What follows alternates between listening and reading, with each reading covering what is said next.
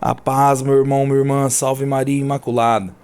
Eu venho através desse pequeno vídeo falar de alguns relatos quando a gente saía para a missão e que a gente tem contemplado com os olhos até os dias de hoje a respeito da ação do demônio na vida das pessoas.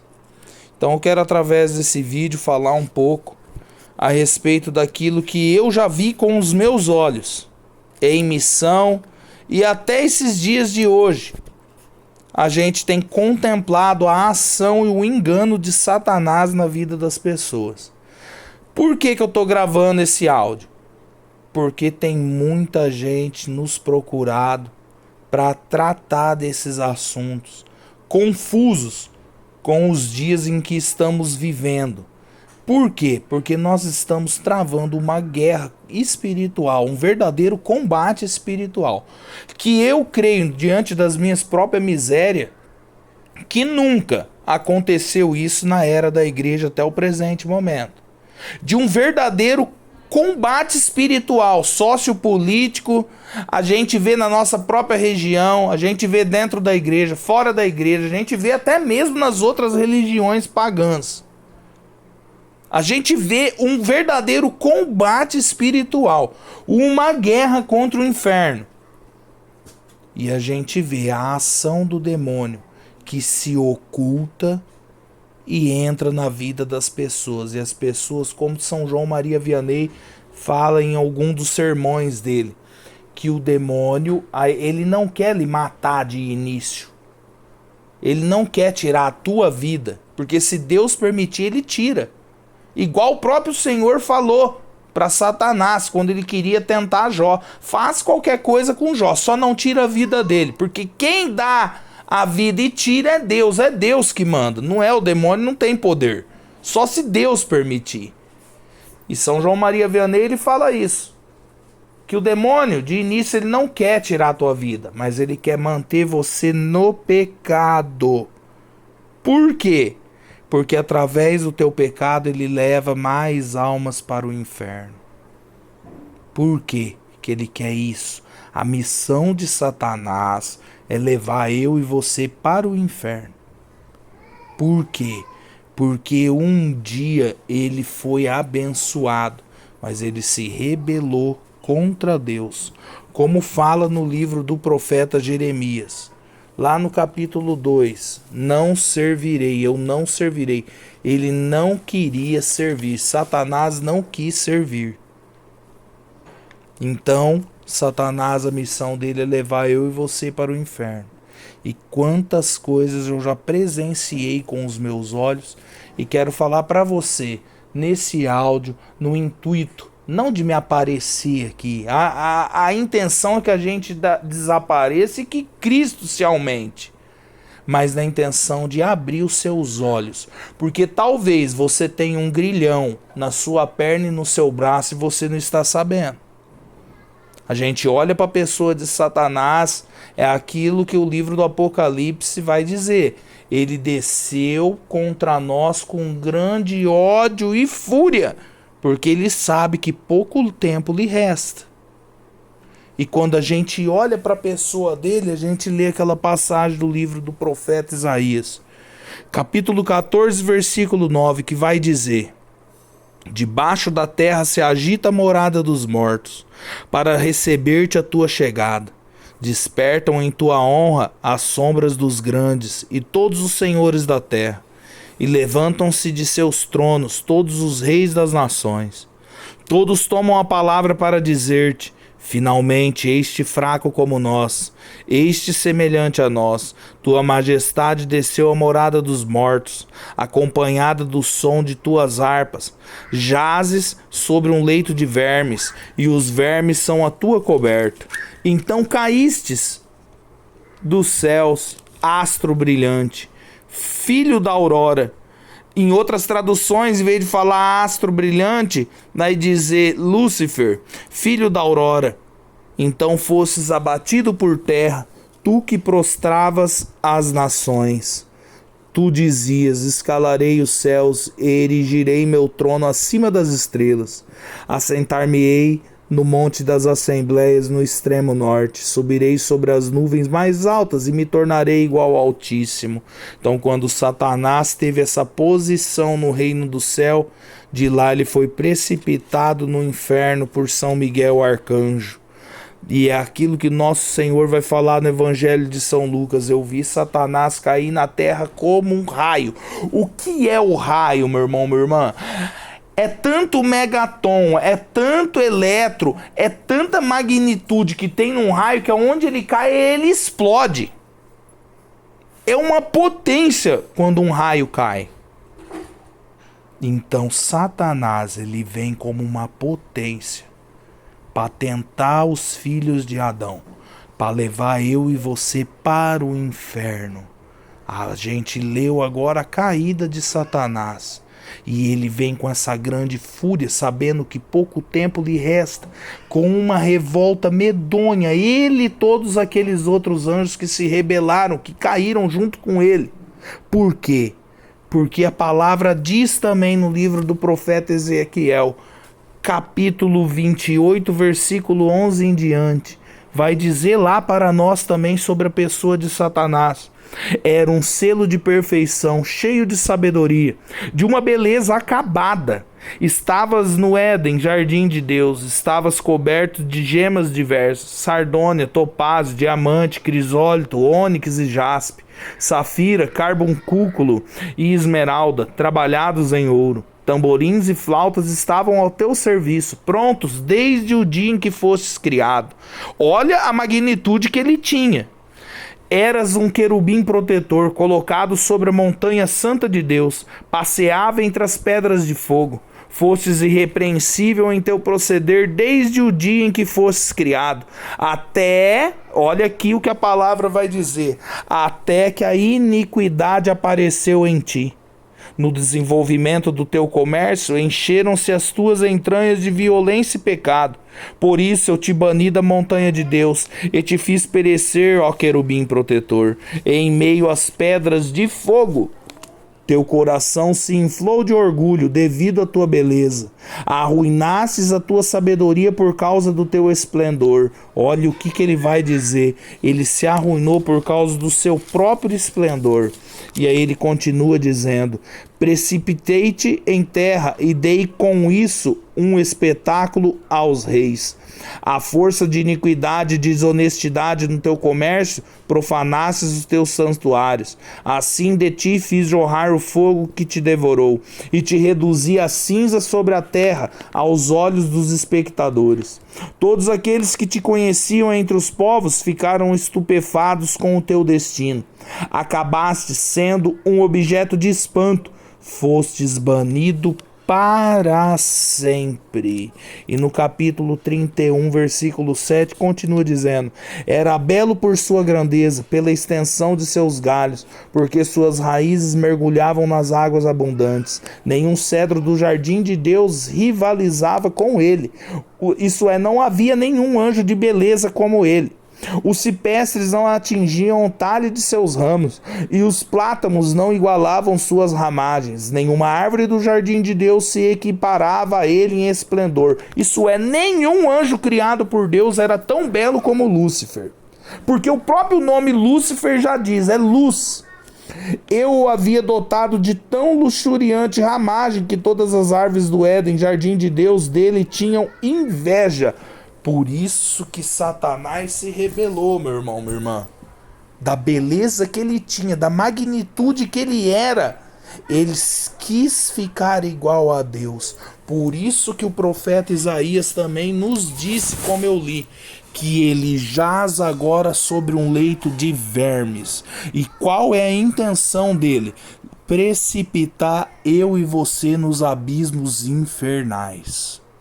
A gente olha em Isaías capítulo 13, versículo 21, vai falar: as feras farão aí seu covil, os mochos frequentarão as casas, as avestruzes morarão aí, e os sátiros, que é um demônio dançarino do deserto, fará aí a sua morada. Os mochos, os demônios sem chifre, que vem. O que é o demônio sem chifre? segundo a teologia dos padres do deserto. Ele é significado por aquele que não vem te tentando a todo minuto, mas ele fica oculto nas paredes da tua casa, sem te espetar com o chifre dele, isso é, sem te tentar, somente marinando você na água morna. É aquela história do sapo que entra na panela de água fria e vai aquecendo no fogo, e ali ele relaxa, a hora que ele vê ele tá cozinhado. Esse é o mocho. O demônio mocho, que não tem chifre, ele vem sombriamente e cozinha você a vida toda, levando você na boa maré até te precipitar no inferno. Já as avestruzes são representadas por quê? Porque ela não tem asa, não é os demônios que ficam no ar. A avestruz ela tem asa, mas não voa, mas tem as pernas compridas e o pescoço longo. É o demônio que leva você a pecar com a língua e faz você correr para os erros e para os pecados. E você não percebe, porque como as pernas das avestruz são finas e ela é comprida de tamanho, assim o demônio ele se faz fino na tua vida e você não vê ele. E vai dizer, morarão aí os sátiros, que é os demônios dançarinos do deserto, que você pode procurar simplesmente no Google, nesse objeto pagão, que você também vai encontrar sobre ele. Sátiro é o demônio dançarino, que leva você a bailar nos pecados dessa vida. Que tipo de pecado? 7 pecado capital, levando você até o adultério e toda quanta desgraça. E é como fala em Jó capítulo 4, versículo 14.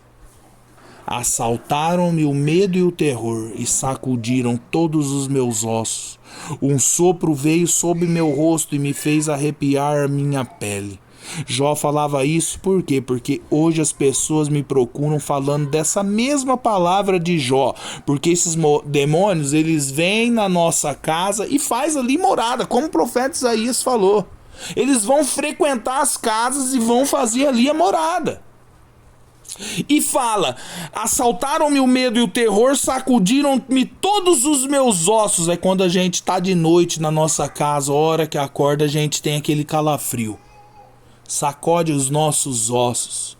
Não pense que é a mudança do tempo, meu irmão. Não pense que é porque o tempo tá fazendo frio e você teve aquele calafrio, não. Os padres do deserto, eles vão ensinar que isso é a ação do demônio. E Deus permite isso para que você tome tento. E um sopro veio sobre o meu rosto, Jó vai dizer.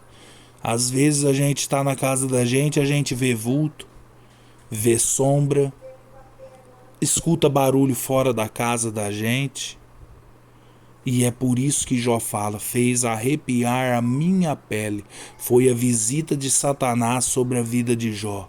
Fez arrepiar a pele dele. Assim nos dias de hoje, quantas pessoas eu atendo em oração, me contando essa mesma palavra de Jó, que vê vulto na casa, que sente arrepio, que sente calafrio, que não se sente bem, que escuta passos pro lado de fora da casa. E é como fala Isaías, capítulo 34, versículo 14. Nela, isso é, na casa, se encontram os demônios com os onocentauros.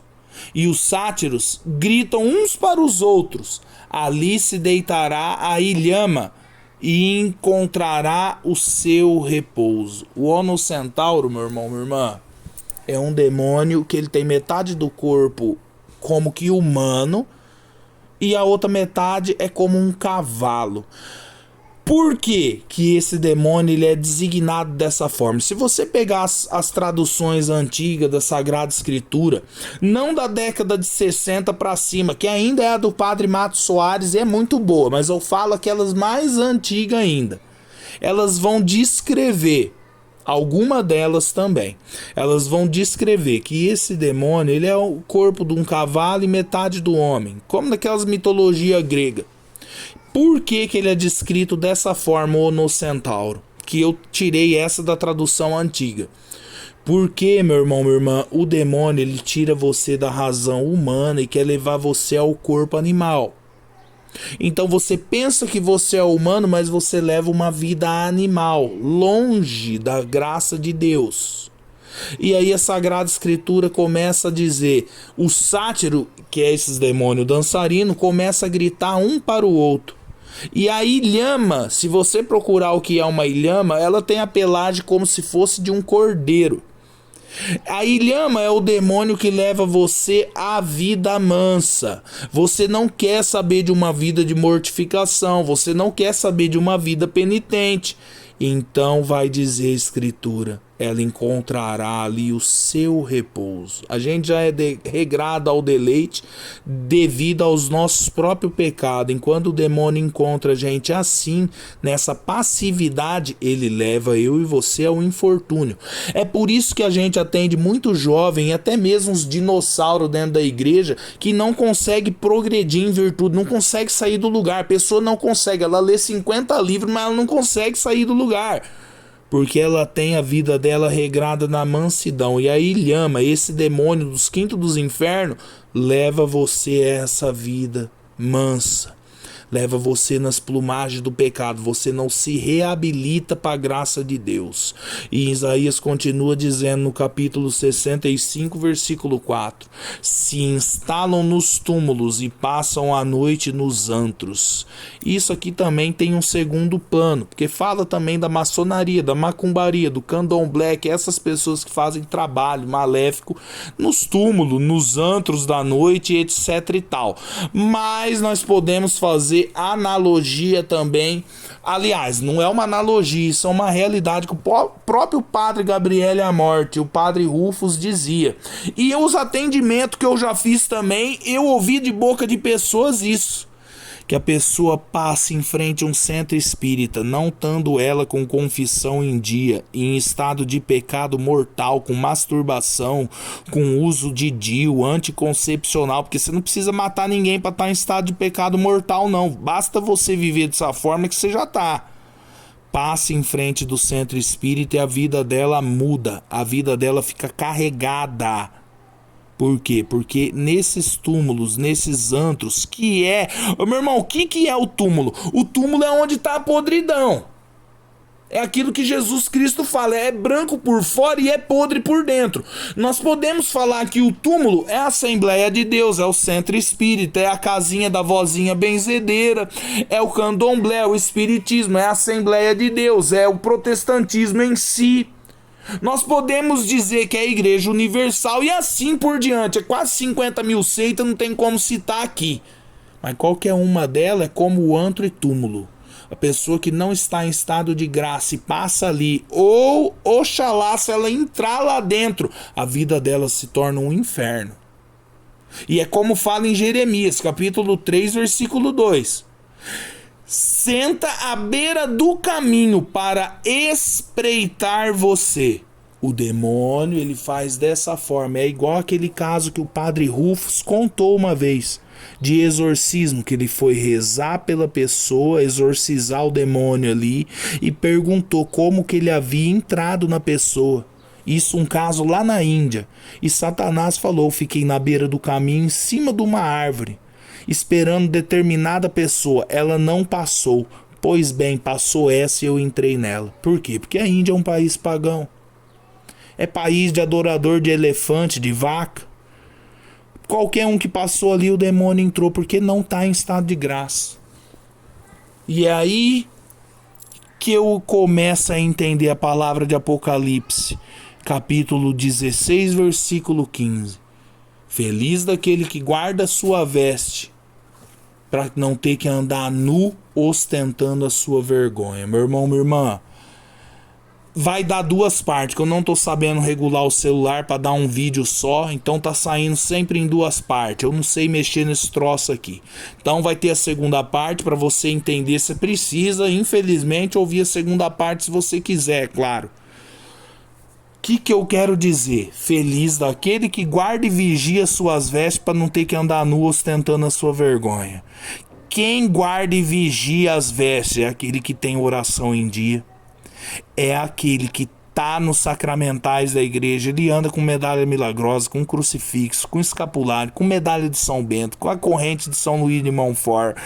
é uma pessoa que vive no tribunal da confissão, se confessando, não tem vergonha de falar os pecados, confessa os pecados sem vergonha.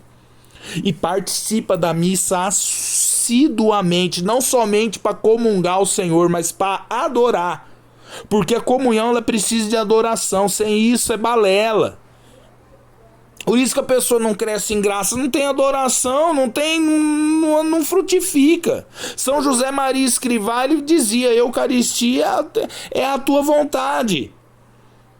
A minha vontade é a Eucaristia na minha vida. Se eu vou com pouca vontade, de que vai valer? É mais fácil eu cometer um sacrilégio. Os casos que eu vou contar aqui são de pessoas que não viviam em estado de graça. Uma vez a gente foi fazer missão, um grupo de oração, estando eu e o meu amigo no banco, enquanto o outro conduzia a adoração.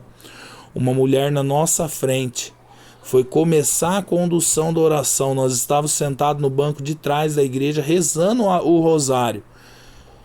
Ela já deu pileco ali e começou a gritar dentro da igreja. Imediatamente nós fomos até ela para rezar. E ela entrou debaixo do banco da igreja de uma forma que, gente, só um largato para entrar debaixo daquele banco ali.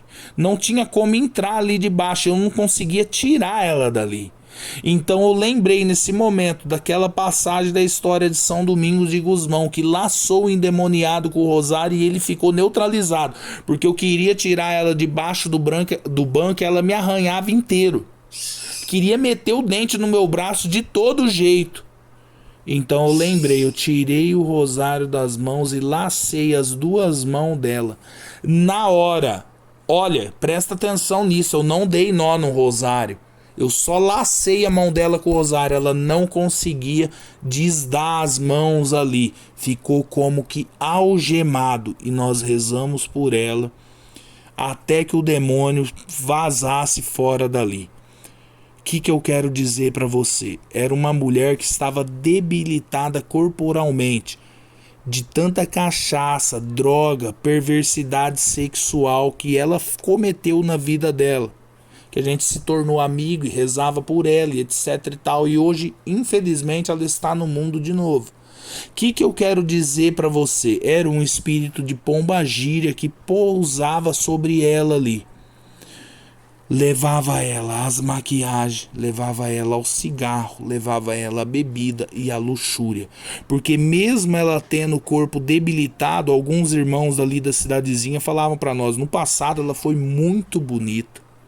Por isso que ela levou uma vida desregrada e louca, porque mesmo ela debilitada, ela aparentava ter uma beleza realmente, essa mulher. Uma mulher já de idade, de meia idade, devia de ter uns 50 anos por aí. O que eu quero dizer para você? Todo aquele que se deixa levar pela luxúria, pelas maquiagens, pelas boas vestimentas, ela traz sob si um espírito de pombagira, que é como uma ilhama, que é como o demônio mocho, que é como o onocentauro, tira você da razão e leva você para o corpo animal. E ele vigia, o demônio, meu irmão, minha irmã, entende uma coisa. Ele não come, eu e você precisa de comer. Ele não dorme, eu e você precisa dormir. Ele faz prodígio e eu e você não consegue obter nenhum milagre. Ele não tem pressa de pegar você. Ele vai te vigiar você até enquanto der, para ele pegar você. E uma brecha que você der na vida, ele vai te pegar. E foi o que acontecia com essa mulher frequentemente. O maligno pegava ela frequentemente. E era uma desgraceira rezando ali para ela as coisas que a gente tinha que escutar de blasfêmia de Satanás. A pombagira pegava ela. Por isso que as pessoas ficam me chamando de louco, dizendo que, irmão, não é bem assim. Tem missionária da comunidade A, B, C, elas se maquiam, elas se vestem bem. Saiba, meu irmão, não tenho medo de errar com isso. Saiba que um espírito de pombagira ocultamente governa essas pessoas. Porque essas mulherzinhas de hoje, bancada tradicional, bancada missionária, a intelectual da internet, é aquilo que eu sempre falo, atrás de um celular é fácil falar. O problema é a hora que você vai pra trincheira. O problema é a hora que você dá a tua cara a tapa.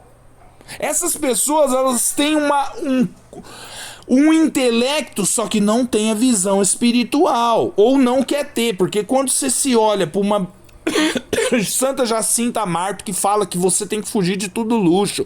Quando você olha pra uma Santa Gema Galgana que era leiga, criança e adotou só um tipo de roupa, elas nem comentam sobre essas pessoas, elas argumentam de tudo. Mas quando elas se colocam na frente de um celular para ensinar qualquer coisa, elas se maqueiam, elas fazem até a gente se sentir tentado. Que desgraceira do quinto dos infernos. Eu nem paro pra ouvir esse tipo de gente, não dá. Porque tem um grilhão, já atendi gente com isso, você vai ouvir aqui. Aquela mulher era possessa do Satanás. Meu Deus do céu, quantas vezes nós teve que rezar pra ela, ao ponto de eu falar, ô irmã, não posso falar o nome aqui, é claro. Ou você para com essa vida mundana, renuncia essas porcaria dessas roupas nojentas, ou teu destino é o inferno. E ela renunciou, meus irmãos. Mas isso durou o quê? Uns 8 meses. Hoje tá no mundo de novo, infelizmente. Eu lembro de outra mulher, que ela não era bela de corpo, já uma senhora também, de um bairro vizinho, daqui do meu, que é onde eu fui criado, que o meu irmão uma vez foi rezar para ela, que o marido falava pro meu irmão, olha, à noite, eu tinha 2 filhos essa pessoa, eu estou com os meus filhos ali sentado na sala e ela começa a rir sozinha, com a faca na mão, picando os ingredientes para fazer a janta. E esses dias eu olhei para ela e ela tava com o rosto inteiro coberto de batom. Ela pintou em volta dos olhos, em volta da boca, as bochechas. Pintou tudo a cara rindo e dizendo que ela não passava daquela noite, que ela iria me matar. Então eu era obrigado a entrar no quarto com os meus filhos e passar a noite em claro, com luz acesa e aquele terror pro lado de